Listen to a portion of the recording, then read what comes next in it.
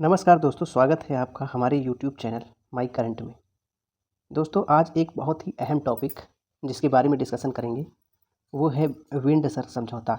कि विंडसर समझौता क्या है और इसकी क्या इम्पोर्टेंस है, इसके बारे में आज दोस्तों जिक्र करेंगे। और ये एग्ज़ाम पॉइंट ऑफ व्यू से वेरी इम्पोर्टेंट टॉपिक है इसके बारे में जानना। तो इसलिए दोस्तों इसके बारे में चलिए देखते हैं कि आखिर क्या है विंडसर समझौता। महीनों की गहन वार्ता के बाद यूनाइटेड किंगडम दोस्तों और यूरोपीय यूनियन ने उत्तरी आयरलैंड प्रोटोकॉल पर एक समझौते का अनावरण किया, जिसे विंडसर फ्रेमवर्क कहा जाता है। तो अब यहाँ पर 3 टर्म दिख रहे होंगे दोस्तों। एक दिख रहा है यहाँ पर EU, और दूसरा टर्म दोस्तों दिख रहा है UK यूनाइटेड किंगडम, और तीसरा टर्म दोस्तों दिख रहा है उत्तरी आयरलैंड। उत्तरी आयरलैंड तो ये क्या है दोस्तों, इसके बारे में हम आज बात करेंगे। तो यहाँ पर एक एक करके देखते हैं। आपने दोस्तों सुना होगा कि 31 जनवरी दोस्तों 2020 की घटना है। 31 जनवरी 2020 31 जनवरी 2020 को जब EU से, EU का मतलब दोस्तों यूरोपीय यूनियन से ब्रिटेन जब बाहर हुआ, दोस्तों, तो ब्रिटेन का बाहर होना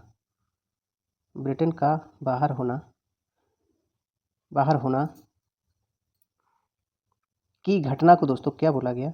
ब्रेग्जिट बोला गया। ब्रेग्जिट। और ये टर्म बहुत ही उस समय पे चर्चा का विषय बना हुआ था। EU से ग्रेट ब्रिटेन का बाहर निकलना, ब्रेग्जिट। और ये EU से ब्रिटेन ने कब बाहर हुआ था? तो ये हुआ था 31 जनवरी 2020 को। तो अब यहाँ पर देख लेते हैं दोस्तों मैप के जरिए से थोड़ा सा कि इनकी स्थिति क्या है। तो इनकी स्थिति दोस्तों क्या है, थोड़ा समझते हैं। अब यहाँ पर दोस्तों मैप में दिख रहा है, ये जो पार्ट थोड़ा येलो कलर का दिख रहा है, ये है दोस्तों स्कॉटलैंड। और ये वाला जो पार्ट है दोस्तों, ये है उत्तरी आयरलैंड। और यहाँ पर ये वाला जो पार्ट दिख रहा है दोस्तों, ये वाला इतना जो हिस्सा है दोस्तों, ये है इंग्लैंड। और यहाँ पर ये वाला जो पार्ट दिख रहा है, ये वाला, ये इतना हिस्सा, तो ये है दोस्तों वेल्स। अब समझ गए होंगे, ये स्कॉटलैंड है, ये इंग्लैंड है, और ये वेल्स है, और ये है उत्तरी आयरलैंड। और यहाँ पर दोस्तों ये जो पार्ट दिख रहा है, ये वाला जो हिस्सा दिख रहा है दोस्तों, ये वाला है दोस्तों आयरलैंड। और आयरलैंड एक अलग कंट्री है, और उत्तरी आयरलैंड यूनाइटेड किंगडम का पार्ट है। तो आयरलैंड दोस्तों ये अभी वर्तमान में EU का सदस्य है, यानी यूरोपीय यूनियन का सदस्य है, और उत्तरी आयरलैंड भी यूरोपीय यूनियन का सदस्य है। तो अब थोड़ा सा देख लेते हैं इन चारों के बारे में। दोस्तों देख लेते हैं कि ये आखिर क्या चीज़ है। चलिए समझते हैं थोड़ा सा।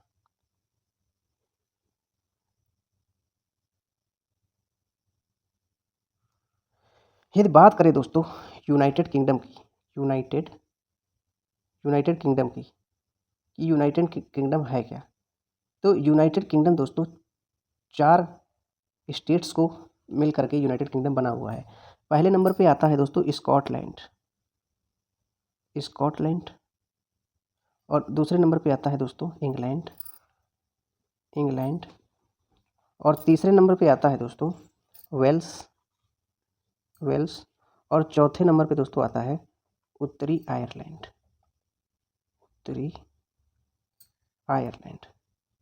तो उत्तरी आयरलैंड दोस्तों ये चौथे नंबर पे आता है। अब यहाँ पर देखते हैं, स्कॉटलैंड की जो दोस्तों राजधानी है वो है एडिनबर्ग। और इंग्लैंड की राजधानी दोस्तों क्या है? लंदन। और वेल्स की राजधानी दोस्तों क्या है यहाँ पर? कार्डिफ वेल्स की राजधानी है। और उत्तरी आयरलैंड की दोस्तों राजधानी है बेलफास्ट। इसकी जो राजधानी है दोस्तों वो है बेलफास्ट। अब इन चारों को जब मिला दिया जाता है दोस्तों, इन चारों को, तो क्या बनता है? तो बनता है यूनाइटेड किंगडम, यानी UK। इन चारों को मिलाने के बाद में UK का निर्माण हो जाता है। अब यहाँ पर अगला टर्म दोस्तों देखते हैं कि आखिर ग्रेट ब्रिटेन क्या है। ग्रेट ब्रिटेन तो ग्रेट ब्रिटेन में दोस्तों ग्रेट ब्रिटेन में आता है स्कॉटलैंड, स्कॉटलैंड, और दूसरे नंबर पे दोस्तों आता है इंग्लैंड, और तीसरे नंबर पे दोस्तों आता है वेल्स। इन तीन चीज़ों को मिला लेने से ही दोस्तों ग्रेट ब्रिटेन का निर्माण हो जाता है। तो ऐसे बोल सकते हैं कि ग्रेट ब्रिटेन प्लस दोस्तों उत्तरी आयरलैंड,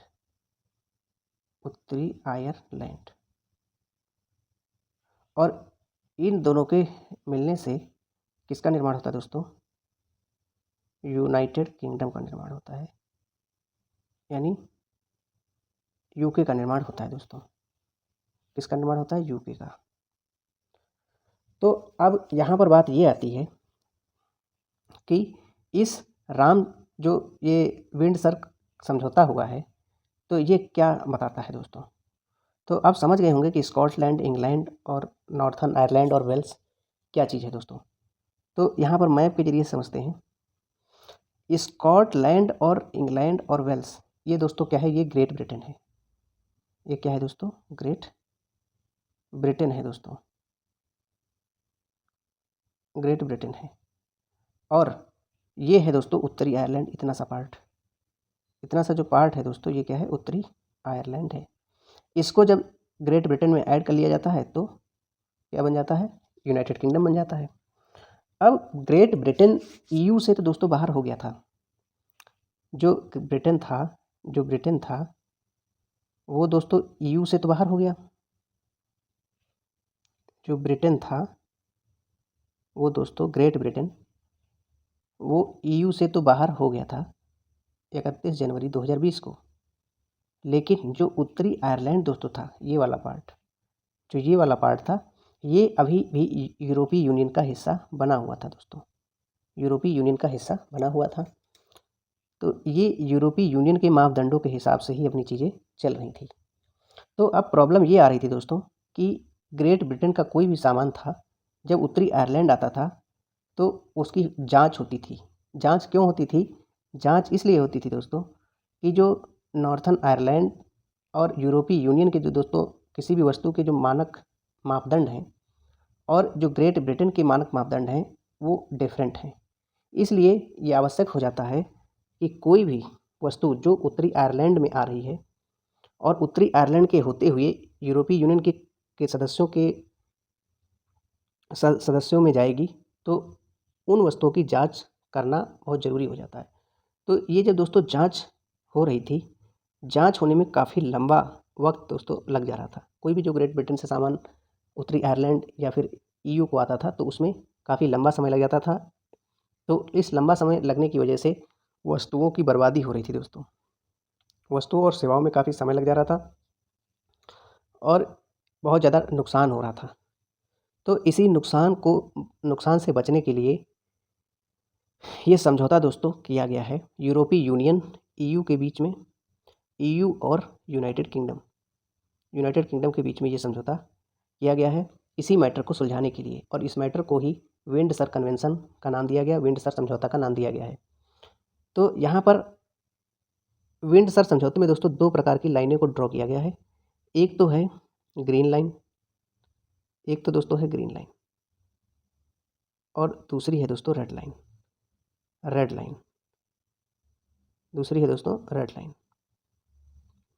अब ग्रीन लाइन क्या है और रेड लाइन क्या है, तो ऐसे समझते हैं दोस्तों।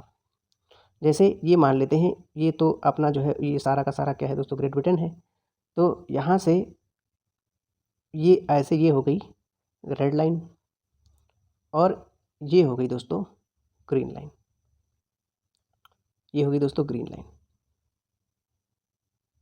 और ये है दोस्तों रेड लाइन।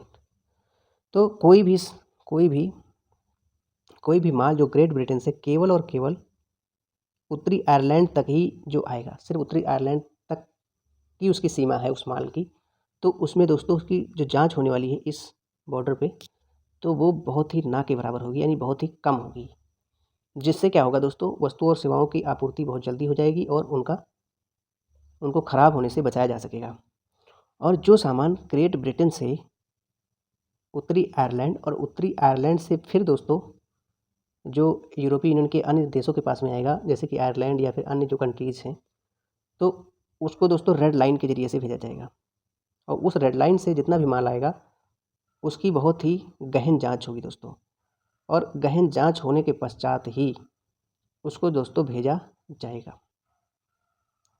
बगैर जांच किए दोस्तों उसको नहीं आने दिया जाएगा। तो इस ग्रीन लाइन और रेड लाइन दोस्तों डिसाइड की गई है और इसे ही विंडसर समझौता कहा जाता है। और ये समझौता EU और यूनाइटेड किंगडम के बीच में हुआ है। और EU में दोस्तों 28 देश हैं, ये तो आप लोगों को पता ही है। लेकिन 28 देश थे दोस्तों, इसमें अब 27 ही बचे हैं क्योंकि ब्रिटेन इसमें से बाहर हो चुका है। देखते हैं दोस्तों आगे। ग्रीन लाइन प्रणाली उन सामानों के लिए होगी जो उत्तरी आयरलैंड में रहेंगे। लाल लाइन प्रणाली उन सामानों के लिए होगी जो यूरोपीय संघ में जाएंगे। स्ट्रामॉन्ट ब्रेक क्या है? ये उत्तरी आयरलैंड के सांसदों और लंदन को किसी भी यूरोपीय संघ के विनियमन की वीटो करने की अनुमति देता है। ये वीटो कब लागू होता है? यदि वे मानते हैं कि विनियमन क्षेत्र में कोई भी प्रतिकूल प्रभाव पड़ता है तो दोस्तों यहाँ पर वीटो करने का अधिकार भी दिया गया है। किसको? आयरलैंड के सांसद और लंदन के सांसदों और यूरोपीय संघ के विनियमन की वीटो करने की अनुमति है दोस्तों। उत्तरी आयरलैंड प्रोटोकॉल क्या है? यूके के यूरोपीय संघ के छोड़ने के बाद उत्तरी आयरलैंड इसका एकमात्र घटक बना रहा जो यूरोपीय संघ के सदस्य आयरलैंड गणराज्य के साथ एक सीमा साझा करता है। जैसा कि हमने बताया था कि ग्रेट ब्रिटेन दोस्तों बाहर हुआ था, ना कि उत्तरी आयरलैंड। तो उत्तरी आयरलैंड दोस्तों यूरोपीय यूनियन का पार्ट बना हुआ था, तो इसलिए उत्तरी आयरलैंड यूरोपीय यूनियन की बात ज़्यादा मानता था, यूनाइटेड किंगडम की बात कम मानता था। जबकि उत्तरी आयरलैंड यूनाइटेड किंगडम का एक पार्ट है। चूँकि यूरोपीय संघ ब्रिटेन के पास अलग अलग उत्पाद मानक हैं, इसलिए माल को उत्तरी आयरलैंड से स्थानांतरित करने से पहले सीमा जांच आवश्यक होगी। हालांकि दोनों आयरलैंडों के बीच संघर्ष का एक लंबा इतिहास रहा है, जिसमें बेलफास्ट समझौते के तहत केवल 1998 में एक कठिन लड़ाई वाली शांति हासिल की गई थी, जिसे गुड फ्राइडे समझौता भी कहा जाता है। तो बेलफास्ट जो समझौता था दोस्तों, इसको गुड फ्राइडे समझौता भी कहा जाता है, जो कि 1998 में किया गया था। इस समझौते के साथ छेड़छाड़ को इस प्रकार बहुत खतरनाक माना जाता था और ये निर्णय लिया गया था कि ग्रेट ब्रिटेन उत्तरी आयरलैंड के बीच जांच की जाएगी। तो इसी टॉपिक के साथ दोस्तों अपनी वीडियो को ख़त्म करते हैं। Thanks for watching this video.